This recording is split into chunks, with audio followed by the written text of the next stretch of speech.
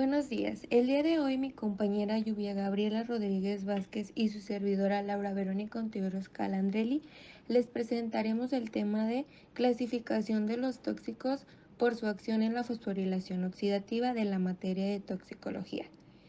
Bueno, para comenzar es importante saber qué es la fosforilación oxidativa. Este es un proceso metabólico que utiliza energía liberada por la oxidación de nutrientes para producir adenosina trifosfato, lo que conocemos como ATP. Se le llama así para distinguirla de otras rutas que producen ATP, pero con menor rendimiento llamadas a nivel sustrato. Se calcula que hasta el 90% de la energía celular en forma de ATP es producida de esta forma. Ahora hablaremos sobre toxicología por su acción en la fosforilación oxidativa. El proceso respiratorio de las células se realiza gracias al oxígeno transportado por la hemoglobina de la sangre, que debe ser activado por los citocromos a partir de la forma molecular oxígeno 2. Por tanto, los elementos indispensables son suficiente concentración, que es expresada como presión parcial de oxígeno en el ambiente, riego sanguíneo y hemoglobina, citocromos funcionales. Las alteraciones de algunos elementos pueden dar lugar a las siguientes situaciones patológicas.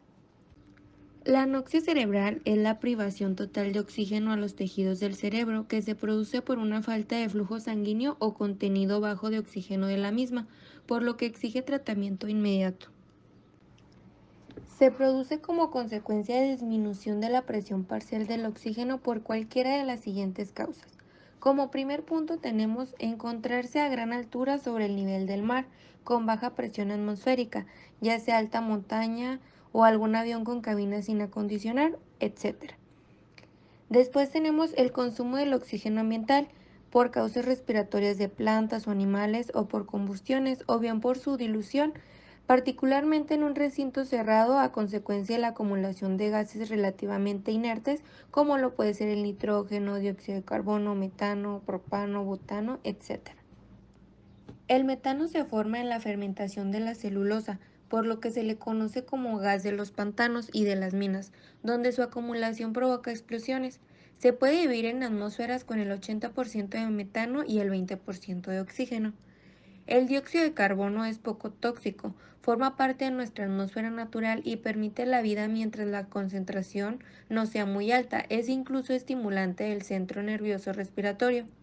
Sin embargo, el propano y butano son pocos tóxicos, excepto cuando su combustión es incompleta y solo ligeramente neurodepresores. Sin embargo, la inhalación deliberada de altas concentraciones de butano puede provocar infarto de miocardio y daño cerebral. Ahora hablaremos sobre la asfixia, que también se puede definir como una hipoxia, es decir, deficiencia del aporte de oxígeno asociado no con isquemia, falla de la perfusión que ocurre en el periodo fetal o neonatal y que afecta a distintos tejidos y órganos asociados a acidosis metabólica y eventualmente a acidosis respiratoria. Interferencias en el transporte del oxígeno, bloqueo de la hemoglobina. La hemoglobina es el pigmento rojo de los hematíes que está constituida por la morfirina, conocida como hemo, unida a moléculas de la proteína globular globina. Las morfirinas son compuestos planos formados por la asociación de 4 anillos de pirrol. El monóxido de carbono se produce de la combustión incompleta del carbón. Es producido tanto por actividades humanas como por fuentes naturales. La fuente humana más importante del monóxido de carbono es el tubo de escape de automóviles. El monóxido de carbono es la principal causa de mortalidad por intoxicaciones en numerosos países. Se origina en la combustión incompleta por falta de apropiada mezcla con el oxígeno de compuestos orgánicos sólidos, líquidos o gaseosos. Ahora hablaremos sobre la carboxihemoglobina. Este impide que la hemoglobina transporte el oxígeno desde el pulmón hasta los tejidos. Cuando tras la asfixia o la interrupción de llegada de sangre, oxígeno o nutrientes a un tejido vuelve a haber irrigación, lo que se conoce como reperfusión, no se produce una simple vuelta a la normalidad. Los mecanismos principales. La presencia del monóxido de carbono provoca una disminución del contenido de oxígeno en la sangre arterial. El 15% del monóxido de carbono retenido en el cuerpo no está en la sangre porque en condiciones de hipoxia y de hipotensión se une a otras proteínas distintas de la hemoglobina. El monóxido de carbono también se une a la mioglobina, lo que puede originar alteraciones de ritmo e isquemia de miocardio. El monóxido de carbono actúa como neuromensajero y activa a la guaniciclasa. Otro ejemplo que tenemos es el fósgeno. Ha sido usado como gas de guerra. Puede romper su molécula por calor o por hidrólisis. En el primer caso, origina monóxido de carbono y en el segundo, dióxido. Se ha considerado un único mecanismo de acción tóxica que se inicia por la unión del monóxido de carbono con el hierro bivalente de la hemoglobina, su sustrato fisiológico, con la que tiene una afinidad casi 250 veces mayor que la del oxígeno y origina un carbonilo de hierro. Después tenemos lo que es la formación de metahemoglobina. Los oxidantes débiles son capaces de oxidar el hierro bivalente de la hemoglobina y pasarlo a trivalente, dando lugar a metahemoglobina. Esta forma de hemoglobina no es útil para el transporte de oxígeno, por lo que las células del organismo experimentarán hipoxia. Normalmente, a causa de los tóxicos que se absorben en el ser humano, hay un 2% de hemoglobina en forma de metahemoglobina. Rotura de maties hemólisis. La formación de metahemoglobina por los oxidantes y la alteración del equilibrio de oxidación-reducción dentro del glóbulo rojo pueden conducir a la rotura de este y por tanto a su incapacitación para transportar el oxígeno.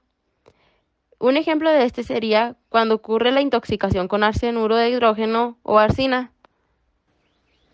Disminución de la presión sanguínea. Los productos vasodilatadores y los que disminuyen la potencia cardíaca, así como situaciones de pérdidas copiosas de sangre o de agua plasmática, provocan hipertensión y disminución de la irrigación y, por tanto, del aporte de oxígeno a los tejidos. Como otro punto, tenemos la inhibición de la oxidación, bloqueo de los citocromos. El oxígeno molecular es activado por la cadena de citocromos, en los que juega un papel fundamental la enzima citocromo oxidasa, metaloenzima con hierro trivalente. Cuando esta enzima es inhibida, se interrumpe la respiración celular.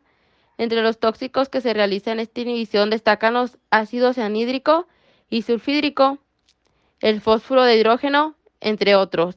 El cianuro presente en las sales del ácido cianhídrico se libera por acidificación, incluso por los ácidos débiles, en forma de dicho ácido poco disociable y por tanto liposoluble. Los nitrilos, como el acetonitrilo, que este es utilizado como solvente, por ejemplo en el quitasmalte de uñas, son biotransformados con participación del citocromo P450 en ion cianuro. El nitroprusiato sódico o potásico origina intoxicaciones cuya sintomatología puede tardar semanas en aparecer. Su mecanismo de toxicidad se basa en la capacidad de actuar como inhibidor enzimático no específico y particularmente sobre la citocromoxidasa, uniéndose al hierro trivalente del citocromo AA3, lo que interrumpe la fosforilación oxidativa. La inhibición de las enzimas defensoras de la peroxidación conducen a la peroxidación lipídica y lesiones en el sistema nervioso. La inhibición de la citocromoxidasa es reversible como defensa fisiológica por acción de las enzimas sulfotransferasas, principalmente la rodanasa. Los gases de gran interés por su participación en los procesos circulatorios y respiratorios son los óxidos de nitrógeno. El óxido nitroso por inhalación produce relajación o embriaguez, por lo que se denominó gas hilarante y es uno de los primeros compuestos usados como anestésico. El óxido nitroso se forma en la descomposición por el calor de nitrato amónico y el dióxido de nitrógeno de cualquier otro nitrato, por lo que ambos pueden liberarse en incendios. El óxido nítrico se forma en la atmósfera durante las tormentas con componente eléctrico y solo se obtiene por medios químicos. La inhalación de grandes cantidades en el cerebro de óxidos de nitrógeno, por penetrar profundamente, puede provocar edema agudo de pulmón tras intensa vasodilatación pulmonar. El mecanismo de acción del óxido nitroso es doble. Primero tenemos lo que es la activación de la guanilatociclasa, que produce GMP cíclico. Participa en cascadas de fosforilación, que estas conducen a vasodilatación. Y por último es por reacción en el radical superóxido, forma peroxinitrito, muy oxidante y lesivo para las estructuras celulares. Y eso sería todo de nuestra parte.